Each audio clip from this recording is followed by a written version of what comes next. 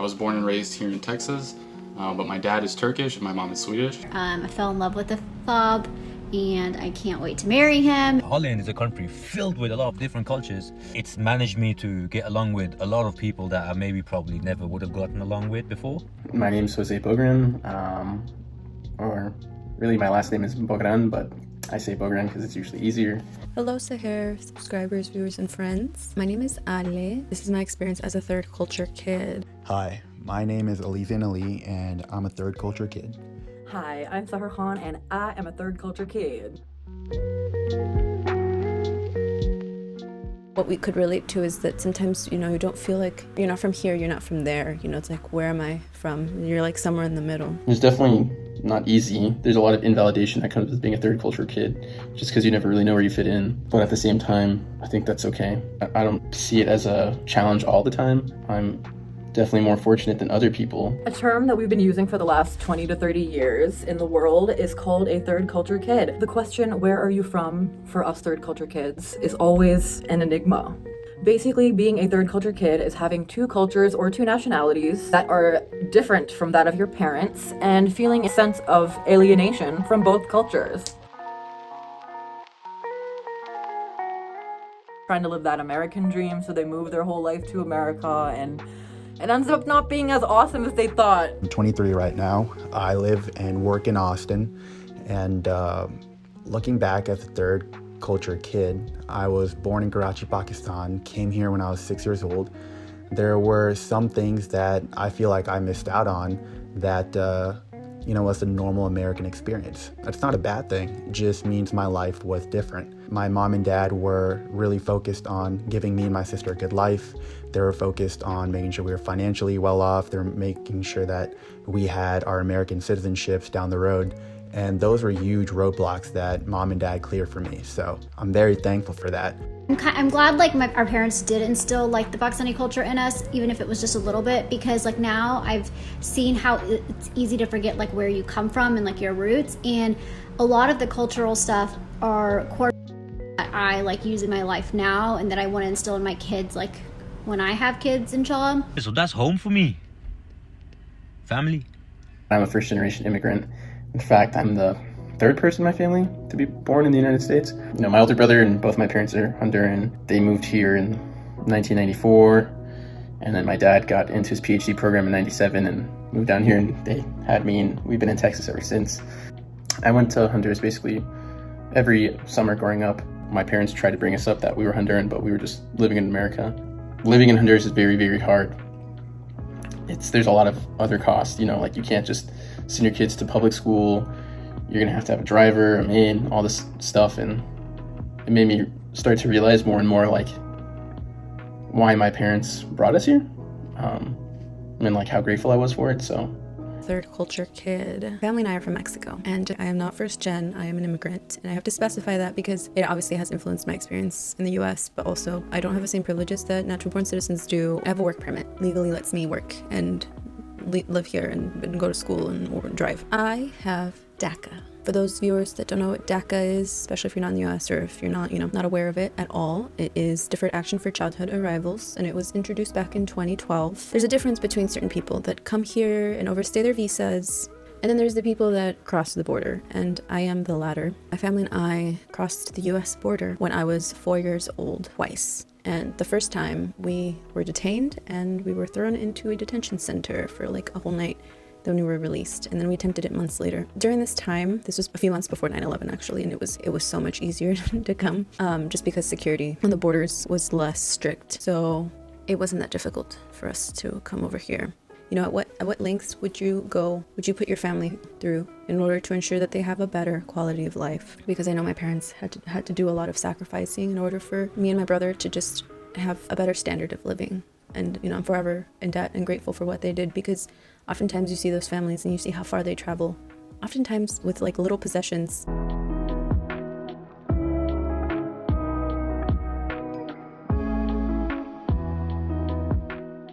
My name is Emil Koseoglu, and I was born and raised here in Texas, but my dad is Turkish and my mom is Swedish.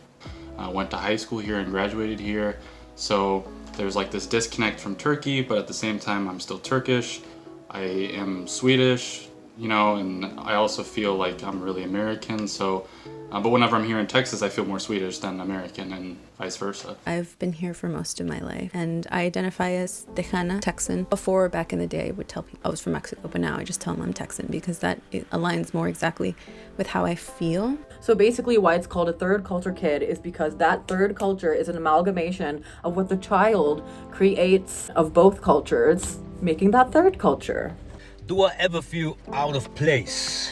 Now, I think all of us do. I've lived a big part of my life in Pakistan. I felt very out of place over there. There were just some things that I didn't get to learn. There was just some things that I fully didn't understand until I graduated high school. Growing up a third culture kid is very, very weird. I mean, I think the first time that I really noticed it is we had a show and tell day when I was in kindergarten, I think, and I brought Honduran currency, which is in lempiras. I brought it to school because I wanted to show everyone. People thought I had brought Monopoly money. I mean, they were only kindergartners, but still, it was very weird trying to explain to other kids, no, this is something that you used to buy stuff with in another country. But yeah, it felt very invalidating, weirdly enough, as a 6-year-old. I don't feel at home in America, even though that's where I was born and raised and taught to love and learned the Star Spangled Banner. And home is not a location. Home is where the heart is. Truly, it's a good quote. It's it's true. Home is where you're most comfortable. Home is where you make it. What's your definition of home? Well, my definition of home is a place where my people are. That can be my mom, my dad, my wife, my kids, my brothers, my sisters, my people. And for everyone that's different, for everyone, family is different. Either it's a place or a person or a statue, whatever that is for you, I call that place home. There was a lot of mix-up, a lot of confusion growing up. I kissed a boy when I was 5 years old. His name is Matt Ty. He's still really good friends with me. And then Matt told his mom. So if you're watching this, you're still a snitch. And so Matt told Portia, his mom, and Portia told my mom. And I will never forget this day. My mom sits me down on the bed and she's like, Sahar, Portia told me what you did because Matt told Portia because you made him sick and now he's coughing and he has to go to the hospital. So first she shames the hell out of me. I felt really bad. I was like, oh my God, I made Matt sick, which was a huge lie, of course. She was like, oh, Sahar, we're Pakistanis. We don't do that kind of stuff. So that was also something that was really confusing for me too. I was just straight up a when I was a kid, I guess. Yeah, so that makes me feel out of place. If I'm around people that make me miserable. In Amsterdam, that's usually not the case because everyone's just chilling. So I'm glad I'm here. I didn't learn any Turkish through my dad, unfortunately, because he traveled a lot, which has become kind of an issue whenever I go to Turkey and I can't speak the language and I can't really get to know my relatives. Another thing that doesn't help is the fact that I don't really have an accent.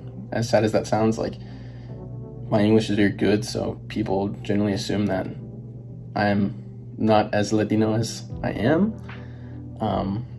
So yeah, that's a very big part of the third culture kid stuff, that I'm pretty white passing and can fit into a lot of spaces where white guys fit in. I work in construction, so as a project manager, which is just dominated by white guys, right? The management side of things. I notice it a lot, that I definitely get treated a lot differently to the workers out there, busting their ass every day. It can be really isolating with the people that we interact with because, we have different experiences. So growing up as an American, I never felt like I could fit in because I didn't have white skin. People telling you to go back where you came from, what do you mean? You want me to go back to West Virginia? Where I was born? Ruby Memorial Hospital? Hello? I know they speak French there. There was things in my childhood where I was bullied for, being poor because obviously my parents didn't have legal status, so they had to make money in a certain way, and usually can't have really good jobs with that. High-paying jobs, it's usually manual labor. I grew up in apartments and stuff, so I always hit that part of my life, and I never really told anyone. Growing up, my dad always told us, you are aware that you're undocumented. Don't tell anyone, but just know that you are, because this is our reality. And obviously, I already knew that change in my life was serious. Even as a little kid, I was aware. And even a lot of my white friends growing up, I could never really open up about it. And so if you're watching this, now you know. Didn't feel like they needed to know.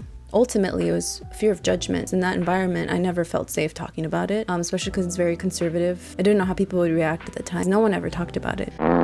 Honestly, the more difficult things you go through in life, the happier you... Okay, that's not true.